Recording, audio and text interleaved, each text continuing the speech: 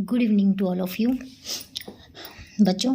Economics में आपका एक most important question long term question बनता है, कीमत मांग की लोच का अर्थ बताएं और कुल व्यय विधि से कीमत की मांग लोच को कैसे मापा जा सकता है। वस्तु की कीमत तथा उसकी मांग में परिवर्तनों के आपसी अनुपात के माप को ही हम क्या बोलते हैं, कीमत लोच। डॉक्टर मार्शल ने इसकी परिभाषा दी है, मांग की कीमत लोच मांगी गई मात्रा में प्रतिशत परिवर्तन तथा कीमत में होने वाले प्रतिशत परिवर्तन का अनुपात है। कुल व्यय विधि को हम पहले शॉर्ट वे में समझेंगे। यहाँ पर देखिए, टोटल एक्सपेंडिचर मेथड, कुल व्यय विधि किसने दी है? डॉक्टर मार्शल ने। कुल व्यय विधि का प्रतिपादन किसने किया है? डॉक्टर मार्शल ने। डॉक्टर मार्शल ने अपनी किस बुक में इस विधि का वर्णन किया है? प्रिंसिपल ऑफ इकोनॉमिक्स में। टोटल एक्सपेंडिचर, कुल व्यय कैसे निकालते हैं हम? प्राइस गुना में डिमांड, यानी वस्तु की जितनी कीमत है उसको गुना कर देंगे जितनी क्वांटिटी उसकी मांगी गई है। टोटल एक्सपेंडिचर मेथड में कितनी डिग्रियां होती हैं, कितनी श्रेणियां होती है लोच की? 3 डिग्रियां होती हैं।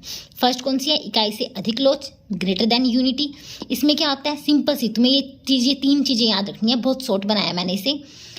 प्राइस और टोटल एक्सपेंडिचर में कैसा रिलेशनशिप होता है? Reverse relationship. तो हम क्या बोलते हैं उसे? इकाई से अधिक लोच, ग्रेटर देन यूनिटी, यानी वस्तु की कीमत तथा उस पर किए गए कुल व्यय में विपरीत संबंध पाया जाता है। विपरीत संबंध का मतलब क्या हुआ?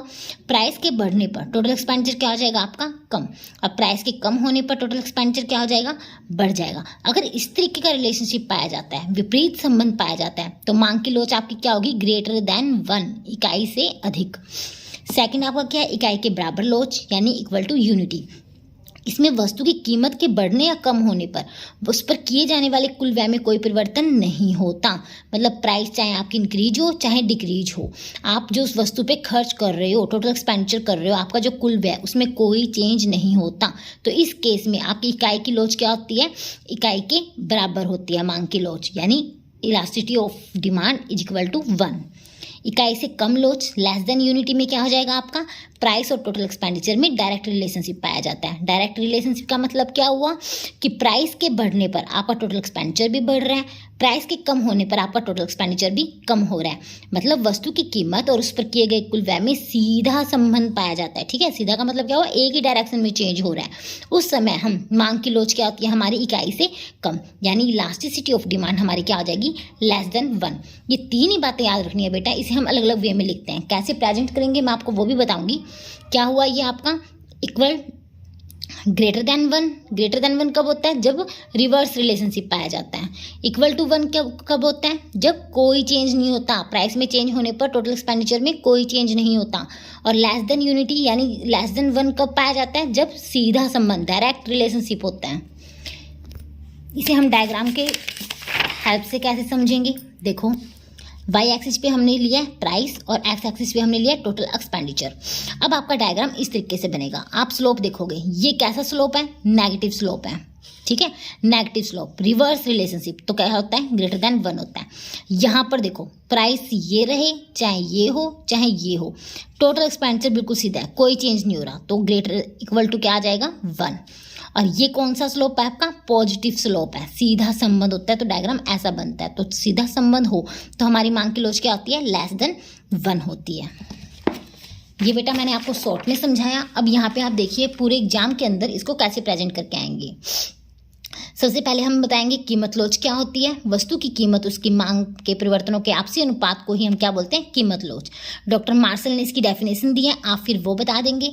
कुल व्यय विधि, इस विधि का प्रतिपादन डॉक्टर मार्शल ने अपनी पुस्तक प्रिंसिपल ऑफ इकोनॉमिक्स में किया था।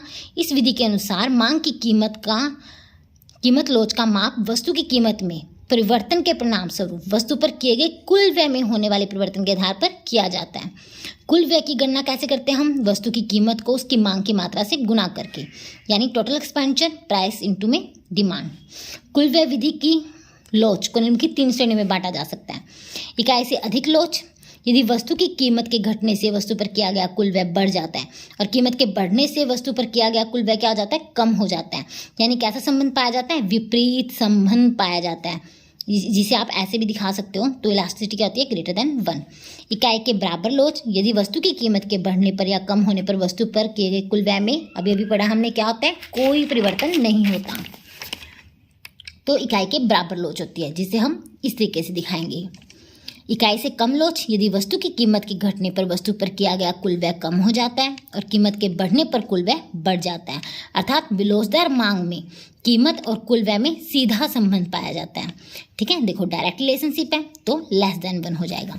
इसी बात को हमने 3 बातें पढ़ी, इसी बात को हम इस टेबल के थ्रू भी बता रहे हैं। सेम बात बस अलग अलग तरीकों से बतानी है आपको। वो आपका एक लॉन्ग क्वेश्चन बन जाता है। जैसे प्राइस कीमत, यहाँ पे हमने टोटल एक्सपेंडिचर लिखा है, यहाँ पे हमने बताया कि इनमें संबंध कैसा है, और यहाँ पे मांग की लोच। कीमत में वृद्धि हो रही है तो कुल व्यय में कमी हो रही है तो इसमें वृद्धि, यानी ये कैसा संबंध हुआ, विपरीत संबंध हुआ। तो विपरीत संबंध में क्या होता है, ग्रेटर देन 1 होता है। वृद्धि होने पे भी कोई परिवर्तन नहीं और कमी होने पे भी कोई परिवर्तन नहीं, तो क्या होता है संबंध, कोई चेंज नहीं हो रहा तो इक्वल टू 1 होता है। कीमत बढ़ने पर आपकी कुल व्यय भी बढ़ रहा है और कीमत में कमी होने पर कुल व्यय में भी कमी, यानी कैसा संबंध है, यहाँ पर सीधा संबंध है। तो इलास्टिसिटी ऑफ डिमांड आपकी क्या हो जाएगी, लेस देन 1। अब इसी बात को आप जब लॉन्ग क्वेश्चन बनाते हैं तो अब यहाँ पे हम डायग्राम के हेल्प से बताएंगे। ये पूरा क्वेश्चन बेटा आपको इसी तरीके से प्रेजेंट करना है। डायग्राम बनाया, यहाँ पे हमने क्या किया है, इस डायग्राम को एक्सप्लेन किया है कि रेखा चित्र में ओ एक्स पर हमने कुल व्यय को लिया है और ओ वाई पर हमने कीमत को दर्शाया है। ए बी सी डी ये हमारा कुल व्यय रेखा है। ठीक है, टोटल एक्सपेंडिचर डायग्राम है ये। ए बी भाग में कीमत और कुल व्यय में कैसा संबंध पाया जा रहा है, विपरीत संबंध पाया जा रहा है, तो इकाई से अधिक लोचदार मांग है।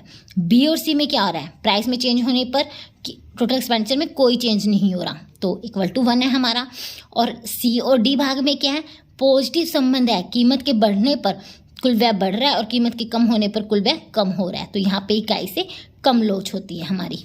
तो बेटे ये आपका एक पूरा क्वेश्चन हो गया। उम्मीद करती हूँ कि आपको अच्छे से समझ में आया होगा।